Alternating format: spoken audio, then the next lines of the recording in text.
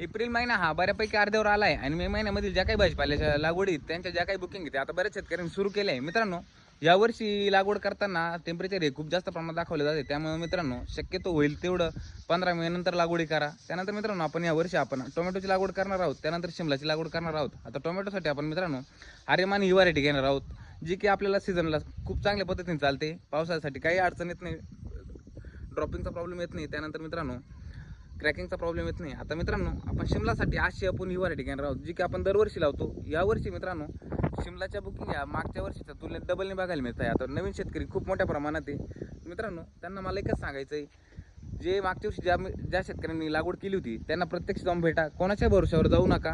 कारण शिमला हे खूप रिस्की पीक आहे, खर्च खूप मोठ्या प्रमाणात येत असतो. आता मागच्या वर्षी एवढा बाजारभाव असून देखील बऱ्याच शेतकऱ्यांना पाहिजे त्या प्रमाणात पैसे झाले नाही किंवा खर्च देखील फिटले नाही.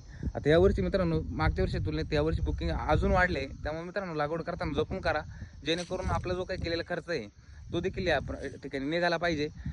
प्रत्येक शेतकऱ्यांना भेटा, कोणाच्याही भरोश्यावर जाऊ नका, सोशल मीडियाच्या आहारी तर बिलकुल जाऊ नका. धन्यवाद.